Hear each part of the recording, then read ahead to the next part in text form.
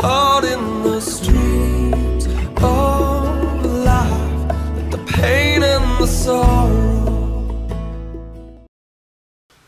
Ons kom eintlik nou by die laaste gedeelte van die verbondsluiting en miskien moet ons vir 'n oomblik stil staan, want dit kan problematies raak. Dis nogal redelik baie inligting. So wat ek vir julle wil vra is, as jy na hierdie wil luister terwyl jy besig is om in jou kar te ry, moet dit nie doen nie. Jy gaan die mekaar haal. Kry vir jou 'n stuk papier. Ek klink nou nie soos 'n paal. Maar weet jy wat? Ek sou kan dit doen. Kry vir jou 'n stuk papier. Sit en luister. Nog beter, sit die familie en luister. Dat julle kan notas maak om presies dit te volg. So ek praat oor die verbond. Die verbond is 'n baie belangrike oomblik in ons lewe as kinders van die Here, en ons het dit baie verwaarloos. So ek het nou met julle gedeel en ek het nou in die vorige opnames gepraat van die sondebedeling, waar dit vandaan kom, hoe dit ons geskei het ensovoorts. En ek het met julle gepraat oor my beskerming. So wat moet julle moet verstaan is die begrip van verbondsluiting, of die benadering wat ek hier volg, is daar 'n verbond wat gesluit word, maar daardie verbond het elemente. Hy het verskillende elemente. Ons het nou die 2 elemente hanteer. Ons kom nou by die element van sterwe. Maar wat julle moet verstaan, en wat julle moet sien, is dit gaan kompleks wees. So as jy nie kompleks is nie, en jy gaan 'n probleem daarmee hê, weet jy wat, dan moet ons maar iets anders doen, ek weet nie wat nie. Maar dit is kompleks. Hoekom? Onthou, vir my, wat ek vir julle tafel toe bring, is dit waarmee ek gesukkel het. Met ander woorde, wat het gebeur? Waaruit kom hierdie verbond? Waaruit kom al dit wat ek tot dusver laat opneem? Dit kom uit die soeke uit. Ek kon nie verstaan dat daar soveel goed in die skrif weggelê is, wat ons nooit leef nie. Kom ons bedoel, en miskien as ek nou die woord leef gebruik, dan dink jy, dis 'n klomp goed wat ek moet nakom.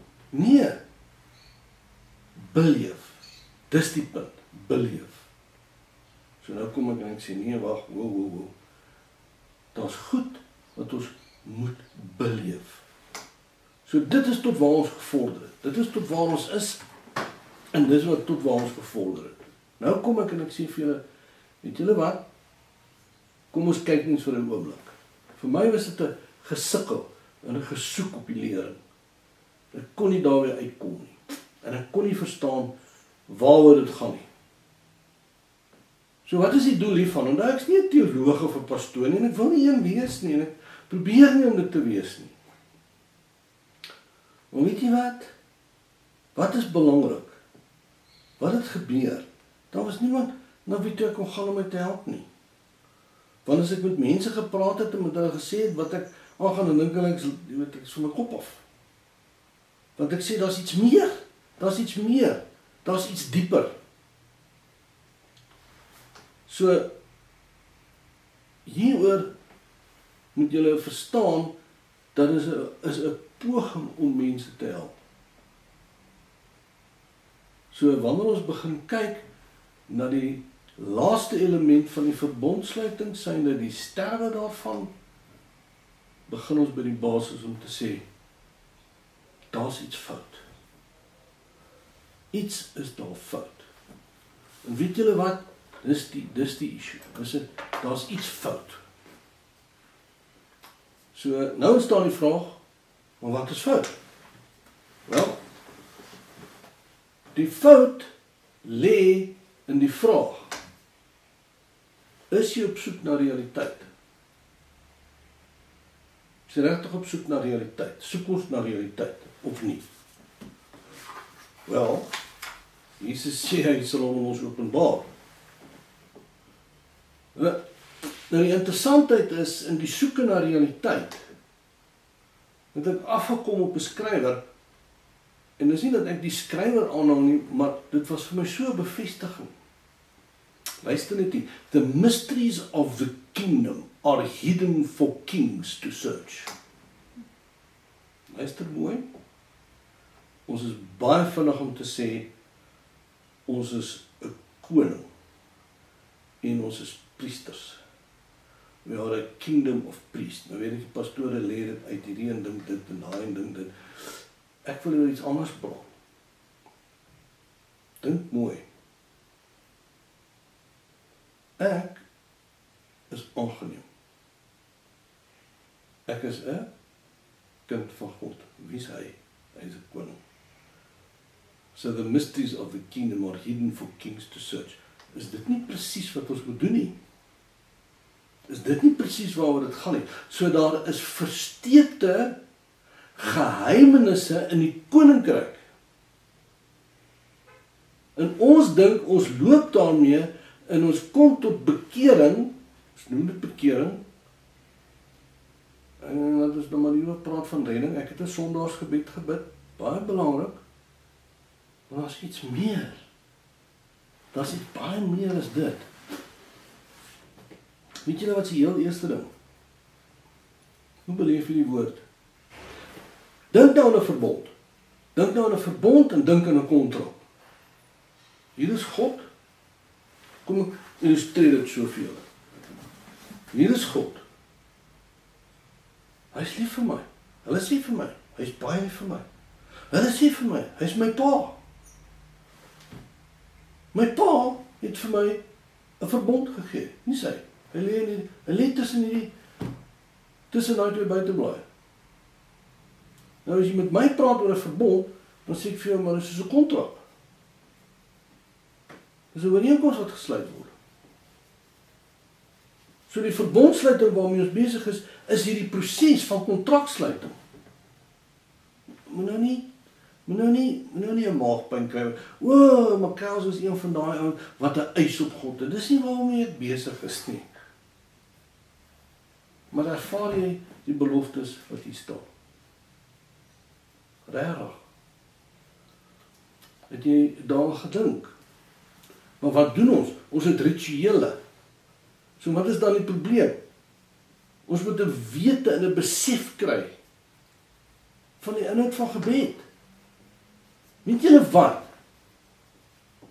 Gebed is nie daar om iets by God af te soebat nie. Hou styf vas. Gebed is daar om God te leer ken.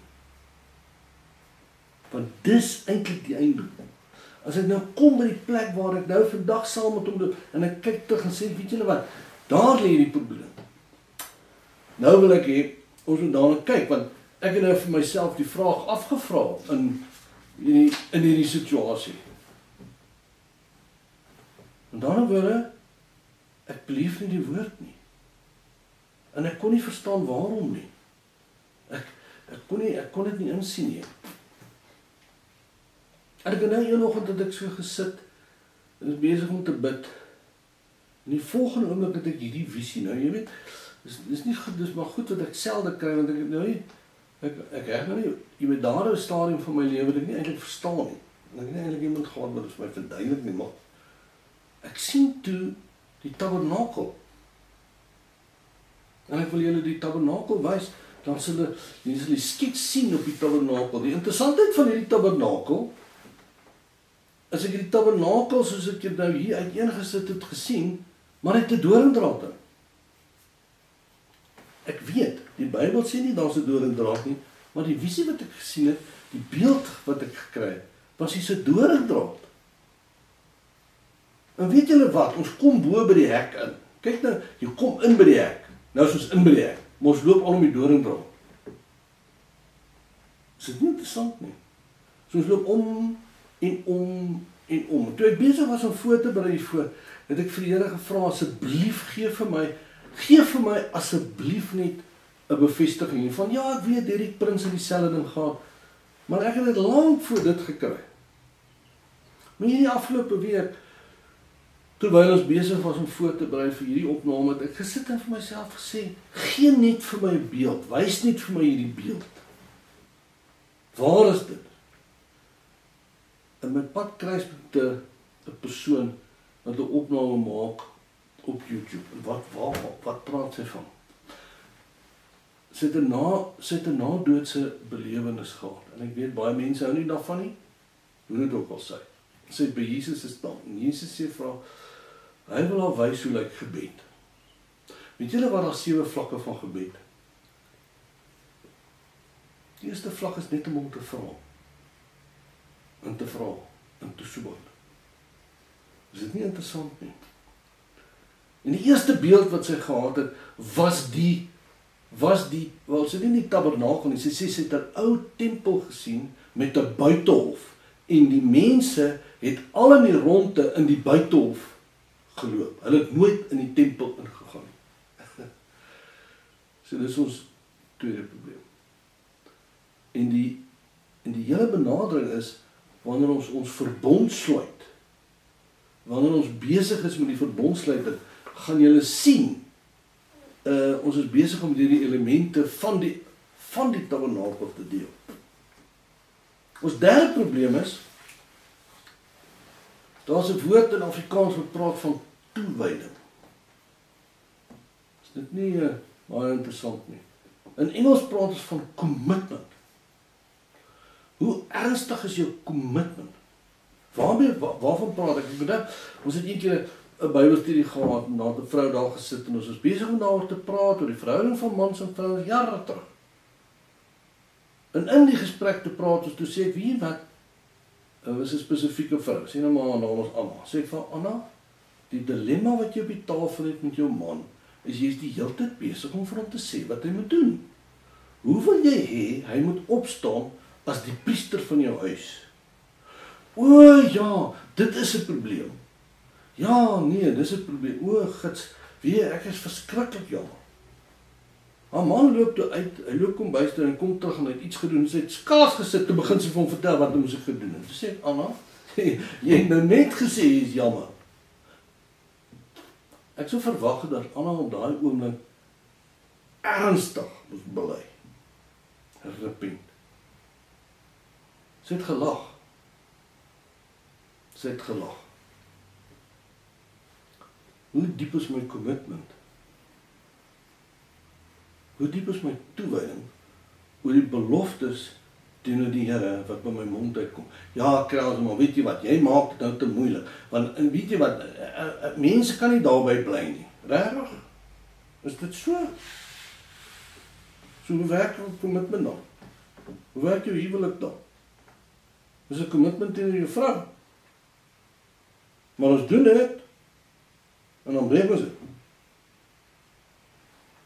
Waaroor gaan het? Bly by dit wat jy God beloof. En dan ontstaan daar 'n vierde probleem. Die vierde probleem, dan nou, ons is besig met die hele ding van, ons kan nie die woord beleef nie. Dit is dit wat in ons lewens is, wat ons blok. Maar dan kom ons inderdaad by Markus 4. Markus 4 is 'n baie belangrike gedeelte, en ek weet, is die gedeelte van die saaier, weet dit, maar ons kyk nie baie mooi na Markus 4 nie. Nou Markus 4 het ons altyd gelees, die saaier storie, het ons altyd gelees op die basis van, iemand gaan uit, Jesus gaan uit, en hy verkondig die evangelie. En die evangelie val op die harde grond, en die evangelie val tussen die klippe, ensovoort. Kom ons stop nie maar vir 'n oomblik. Weet julle wat? Die saaier is inderdaad Christus. Die saaier is inderdaad die Heilige Gees, wat die lewende woord kom saai in jou lewe. Ons praat van openbaringskennis. Ons praat van, weet jy wat, die Here het vir my 'n woord gegee. Nou kan hy op droë, harde grond val. Weet julle wat is dit? Weet julle waar kom daai harde grond vandaan? Wel, laat ons net eers dit sê. Hy verwys eintlik na die grond, is jou hart. So die saad kan nie jou hart binnendring nie. Waarom? Want jou hart is verhard. Jou hart is verhard weens jou denkwyses. Ons gaan 'n hele lering daaroor bring. Mindsets. Nie sonde nie, sien dinges nie. Dan die volgende een is die klippe. Weet jy wat, al die seer in jou lewe, waarom jy nie graag wil deel nie. Al die onvergifnis in jou lewe, al die trauma in jou lewe is die klippe in die grond. En wat sê dit? Die saad groei, maar dit verdroog. En wat gebeur dan? Dan kry ons 'n baie interessante een. Hoor net hierdie een, en ek vir hom vir julle lees. Nou ja, ek lees hom uit die Engelse Bybel uit, jy kan die Afrikaanse Bybel trek, ek kan nie 2 vertalings lees nie, ons het te min tyd, maar hoor net hier. The other seed fell among thorn plants. Nou ek lees in die Amplified Bybel uit, hoor net mooi, thorn plants and thistles grew and pressed together, and it utterly choked and suffocated it, and it yielded no grain. Hoor mooi, die saad het gegroei sonder vrug. Is dit nie interessant nie? Want weet jy hoekom? Daardie dorings en daardie verdrukking en daardie onkruid is die probleme in jou lewe. Is die hastige lewe wat jy het. Dis al die moeilikhede in ons lewe. So daar's iets wat die saad blok. Met ander woorde, daar's nie fout by God nie. Daar's nie 'n probleem met die Here wat nie vir my die beloftes en die volheid van die verbond wil gee nie. Die probleem dat ek nie die woord beleef nie, is gebou rondom al hierdie basisse. Dis gebou rondom al hierdie goed. Dink net aan daai probleme. Vat 'n bietjie daai probleme. Gaan dink terug aan dit wat ek vir jou gesê het. Dan kyk jy. Nou elkeen van hierdie goed moes ek so leef en elkeen van hierdie goed moes ek so leer. Wat is die kern wat ons aanspreek? Daar's fout. Soek jy 'n oplossing? Wel, ons is besig met hom. En in hierdie verbond besef ons, weet jy wat, ons kan nie ons verbond leef nie. Ons dink ons leef dit. So,